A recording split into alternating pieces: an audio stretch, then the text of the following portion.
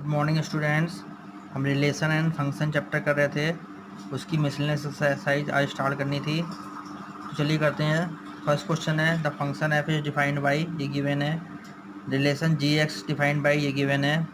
Show that F is a function and G is not a function, हमें बताना है कि एफ जो फंक्शन है और जी फंक्शन नहीं है। शुरू करते हैं।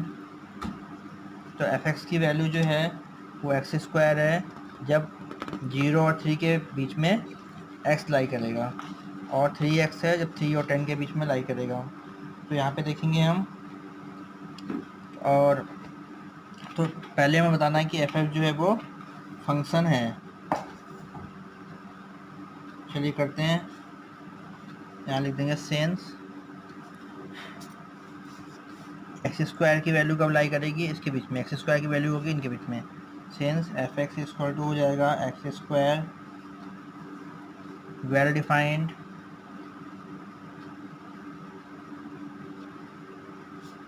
इन 0 less than equal than x less than equal than 3।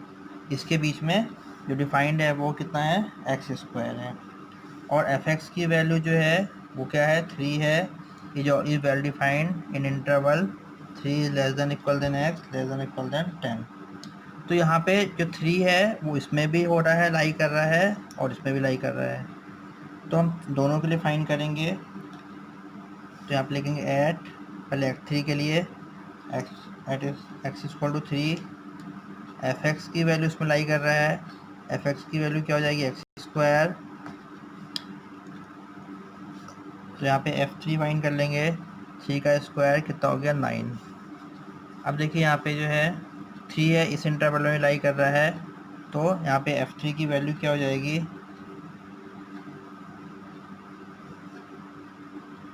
Eight X equal to 3। F X की वैल्यू कितनी हो जाएगी, 3x है ये 3x। तो 3 इंटू 3 कितना हो गया, 9। दोनों इक्वल आ गए। इसका मतलब क्या हो गया कि एफ एक्स जो डिफाइन कर रहा है, F X is defined at X equal to 3। 3 को डिफाइन कर रहा है, इसका मतलब क्या हो गया, फंक्शन जो है हैंस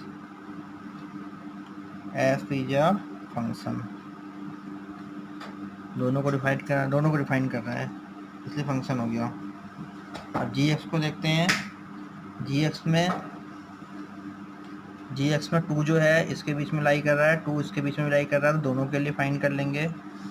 तो पहले लिखते हैं एफ एक्स की वैल्यू एक्स स्क्वायर होगी, इसके लिए जी एक्स की वैल्यू एक्स स्क्वायर होगी, इसके लिए जी एक्स इक्वल टू 3x होगा इसके लिए। तो यहाँ लिख देंगे g x equal to x square is well defined in 0 is less than equal than x less than equal than 2। तो यहाँ से फाइंड कर लेंगे जी एक्स की वैल्यू क्या हो जाएगी, ये 3। जी एक्स की वैल्यू इसके लिए हो गया, और 3x होगा किसके लिए, 2 less than equal than x less than equal than 10 के लिए। अब फाइंड करेंगे एट एक्स इक्वल टू 2 के लिए।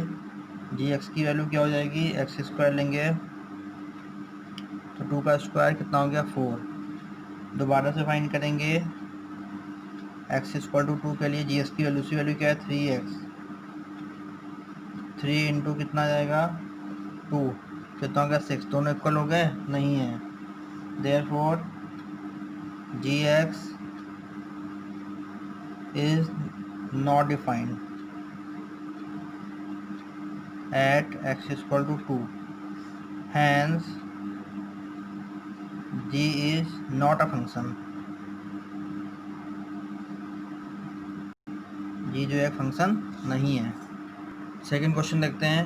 एफ एक्स की वैल्यू एक्स स्क्वायर है, find F 1.1 minus F 1 upon 1.1 minus 1। F x के लिए एफ एक्स स्क्वायर दे रखी है, करते हैं ऐसे। एफ एक्स की वैल्यू एफ स्क्वायर दे रखी है, तो फाइंड कर लेते हैं। पहले हम क्या फाइंड कर देंगे, यहाँ पे पुट x इक्वल टू 1.1 हम फाइंड कर लेंगे। तो यहाँ से क्या आ जाएगा, f 1.1 की वैल्यू आ जाएगी यहाँ से 1.1 का स्क्वायर। ये कितना आ जाएगा, 1.21 आ जाएगा।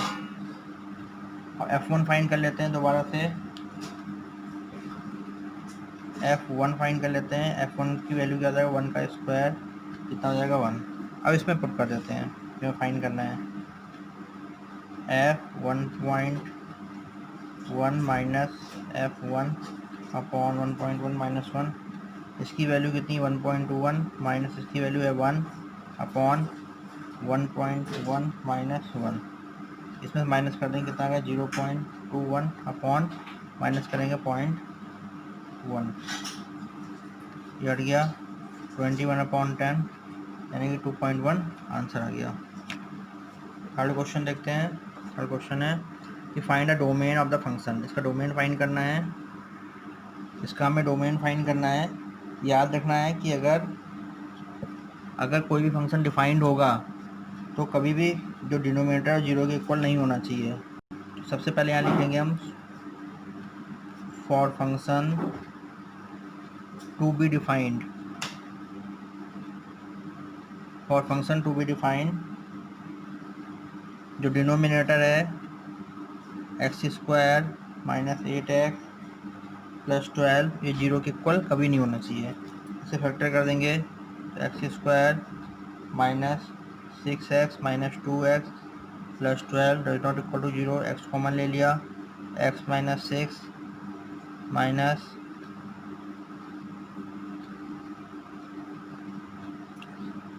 2 कॉमन ले लिया, x minus 6 does not equal to zero. x minus 6 और x minus 2 does not equal to zero. तो यहाँ से एक बार ये आ जाएगा x does not equal to 2 और क्या आ जाएगा x does not equal to 6। मतलब क्या होगा, इसको छोड़ के बाकी के सारे डोमेन हो जाएगा। डोमेन क्या हो जाएगा, R में से ये वैल्यू माइनस कर देंगे 2,6, ये डोमेन आ गया। फोर्थ क्वेश्चन देखते हैं। Find the domain and range of the function F X equal to root X minus 1। Domain and range find करना है इसका। एफ एक्स इक्वल टू दे रखा है रूट एक्स माइनस 1। अब अगर जो वैल्यू फंक्शन डिफाइंड होगा तो कभी भी ये वैल्यू जो है रूट के अंदर निगेटिव नहीं आनी चाहिए, ये हमें याद रखना है। तो लिख देंगे for function to be defined the value inside the root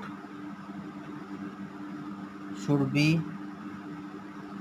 positive, ये हमेशा पॉजिटिव होना चाहिए। कहने का मतलब क्या, x माइनस 1 की जो वैल्यू है वो ग्रेटर देन इक्वल देन 0 होना चाहिए इसके लिए। तो x ये हो जाएगा, 1 को उधर ले आएंगे तो x is greater than equal than क्या हो जाएगा 1 हो जाएगा। इसका मतलब अगर हम इसको नंबर लाइन में ड्रॉ करेंगे 0 1 2 इनफाइनाइट तक, तो 0 से x की वैल्यू होगी 1 के इक्वल या 1 से बड़ी, ये हो जाएगी। ये इस हिसाब से रिप्रेजेंट कर सकते हैं हम। तो यहाँ पे डोमेन क्या हो जाएगा, डोमेन हो जाएगा equal than greater than equal than है तो 1 क्लोज इंटरवल आएगा, और कहाँ तक, इनफाइनाइट तक, ये ओपन इंटरवल हो जाएगा। अब रेंज फाइंड कर लेंगे। रेंज में एफ एक्स की वैल्यू ले लेंगे रूट एक्स माइनस 1, इसको y सपोज कर लेते हैं तो y इक्वल टू क्या हो जाएगा root X minus 1, squaring both side कर देते हैं तो y स्क्वायर इक्वल टू क्या हो जाएगा x माइनस 1। अब इसको x इक्वल टू यहाँ से क्या आ जाएगा y स्क्वायर प्लस 1। अब x की वैल्यू पुट कर देते हैं, putting the value of x in equation 1 हमने क्या सपोज किया था, ये हमारी इक्वेशन 1 थी, ये यहाँ पुट कर देंगे तो वैल्यू क्या आ जाएगी। इक्वेशन 1 क्या थी हमारी, x minus 1 greater than equal 0 थी। इसमें x की वैल्यू ने पुट कर दिया y square plus 1 minus 1 greater than equal than 0। तो यहाँ से क्या आ गया y square greater than equal than 0। मतलब क्या हो गया कि y की वैल्यू जो है y स्क्वायर है, यानी कि y स्क्वायर मतलब प्लस y भी होगा माइनस y भी होगा। इसका मतलब क्या हो गया कि जो y की वैल्यू लाई करेगी माइनस इन्फिनेटिव से प्लस इन्फिनेटिव के बीच में लाई करेगी, लेकिन y तो निगेटिव हो ही नहीं सकता कभी, क्या लिख देंगे, but y can not be negative, can not be negative as the function F X equal to root X minus one. मैंने पहले कह दिया था कि रूट के अंदर नेगेटिव नहीं आना चाहिए, तो ये नेगेटिव कभी नहीं हो सकता है, ये हो गया। तो इसके मतलब हम सारी की सारी पॉजिटिव वैल्यू ले लेंगे हम, तो y is greater than equal than zero हो जाएगा। तो Y square is greater than equal than zero है, तो y भी greater than equal than zero. Negative को हम छोड़ देंगे, तो यहाँ पे रेंज क्या आ जाएगी, रेंज हो जाएगा क्लोज इंटरवल जीरो से लेके इन्फिनेटिव तक, ये आ जाएगी इसकी रेंज। फिर तो क्वेश्चन देखते हैं, find the domain and range of real function F defined by F X equal to modulus of X minus one. F X की वैल्यू दे रखी मॉडुलस एक्स माइनस वन। हमें पता होना चाहिए कि एब्सोल्यूट वैल्यू फंक्शन जो भी होता है वो डिफाइन होता है सारी की सारी रियल वैल्यूज़ के लिए, क्योंकि मॉडुलस लगा हुआ है, तो यहाँ लिख देंगे वी नो दैट एब्सोल्यूट और मॉडुलस एक ही चीज़ हुआ, एब्सोल्यूट या मॉडुलस बोल सकते हैं इसे, function are defined for all real values of X. सारी के सारे रियल वैल्यूज़ के लिए ये डिफाइन करेगा, क्योंकि बाहर से मॉडुलस लगा हुआ है, जो भी वैल्यूज़ के अंदर एक्स की वैल्यू आएगी सारी की सारी पॉजिटिव आएगी, नेगेटिव वैल्यू कभी नहीं आएगी। इसलिए इसका डोमेन क्या हो जाएगा,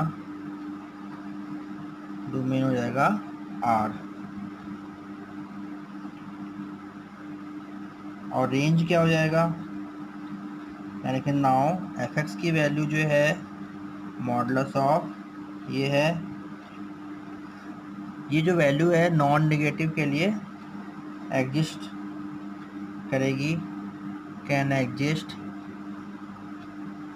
only non negative, non negative value, ये नॉन नेगेटिव वैल्यू के लिए ही एग्जिस्ट करेगी, नेगेटिव वैल्यू तो आ नहीं सकती है। तो रेंज क्या हो जाएगा इसका, y such that y is greater than equal than zero, zero से बड़ी वैल्यू होगी, ये होगा रेंज। या इसको दूसरे मेथड में लिखना चाहें तो ऐसे लिख सकते हैं कि r पॉजिटिव कर सकते हैं, रियल वैल्यू पॉजिटिव होगी, लेकिन जीरो भी आ सकता है इसमें, तो जीरो को इंक्लूड करते हुए ये सारी की सारी पॉजिटिव वैल्यू हो जाएगी, तो इसका रेंज हो जाएगा। 5th क्वेश्चन तक हम कर चुके हैं, नेक्स्ट लेक्चर में इससे आगे करेंगे। Thank you.